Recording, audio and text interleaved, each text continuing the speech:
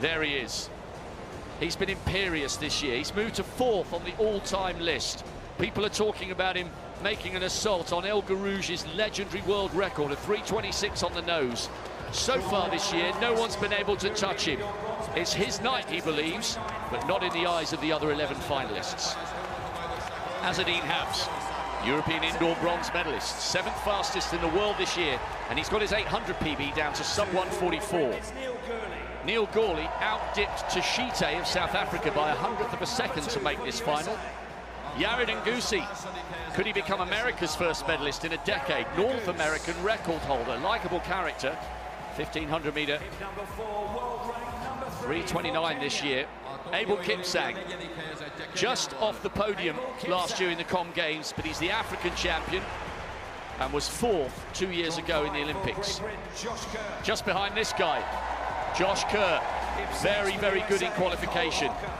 Bronze medalist 2 years ago, 5th last year. Cole Hoker made the Olympic final 2 years ago at the age of 20.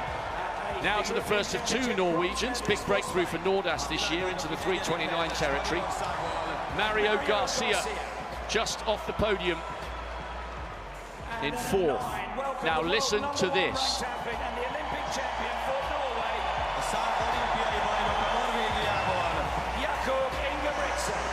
The Olympic champion, the world #1 on times, but can he do it when it counts right now?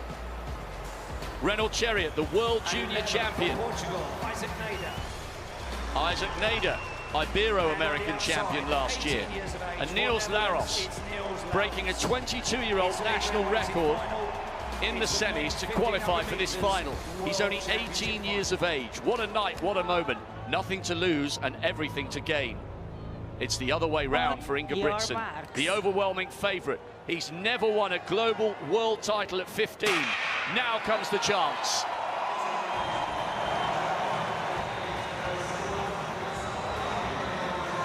Fascinating to see who makes the early running and what the tactics are here.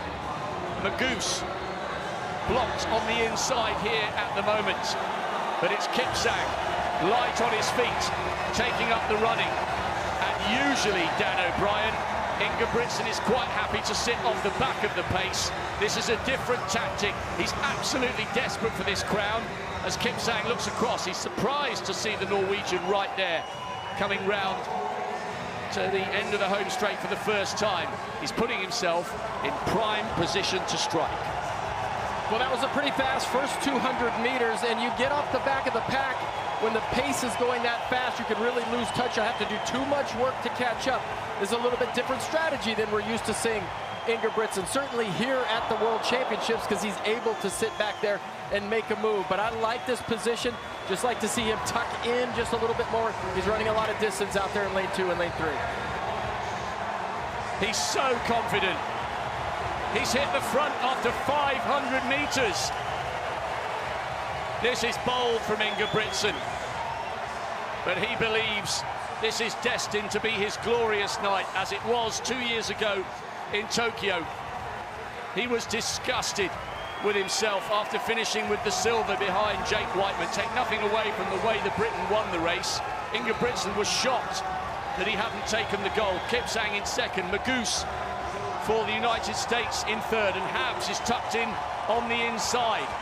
He's beginning to wind this up, and he wants to dictate this from start to finish. No room for errors in the mind of the man who demands perfection from himself and those around him.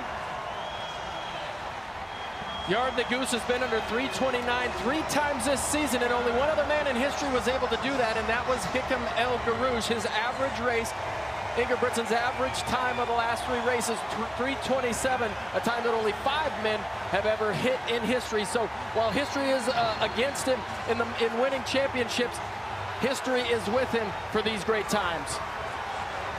Coming up now to hear the bell, Josh Kerr, the Olympic bronze medalist, right on Ingebrigtsen's shoulder. Listen to the noise.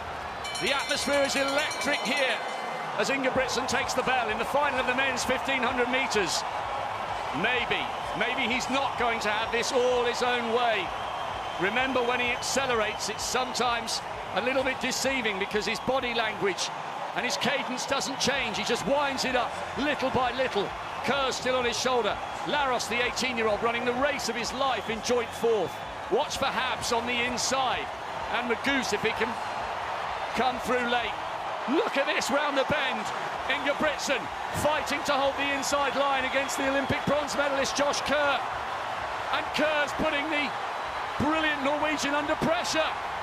Ingebrigtsen's not used to these positions.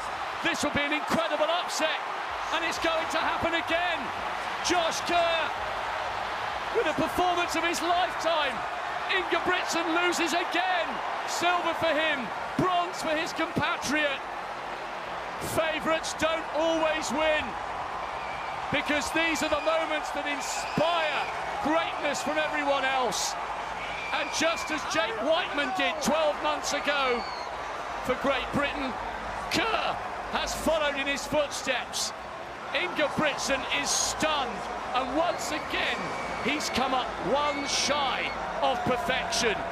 Josh Kerr with an incredible performance of heart, belief and dedication.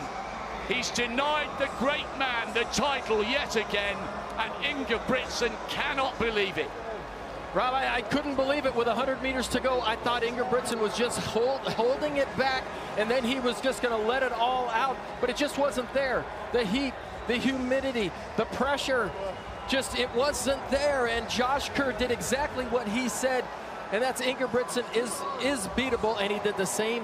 Last year, Jake Whiteman did the same exact thing. It was almost like we were watching a picture-perfect strategy from the Brits. Once again, congratulations to Josh Kerr. Ingebrigtsen doesn't like it when he can't dictate the race. All these Diamond Leagues, nobody in this field, I don't think, can run a low 327s. He knows that, but this wasn't a night for 327. It's too hot. It's too stifling.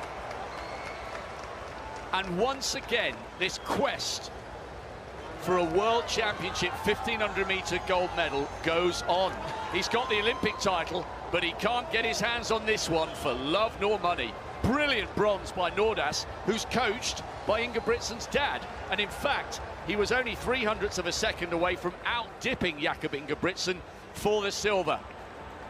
He doesn't like to be bullied, Ingebrigtsen, and you can see the tension beginning to grow in his shoulders here. Kerr was magnificent. Olympic bronze, world gold, but it was the manner in which he did it that will long linger in the memory.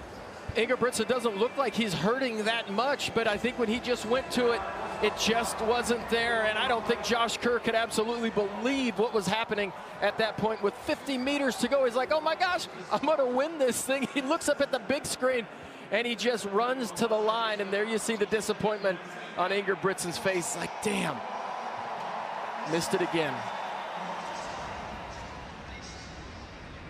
Whew. That is why we love watching athletics. Favourites don't always win, and they didn't tonight.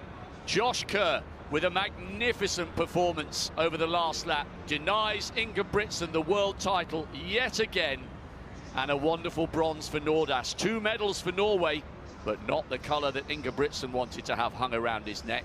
The nightmare of Eugene has followed him here to Budapest.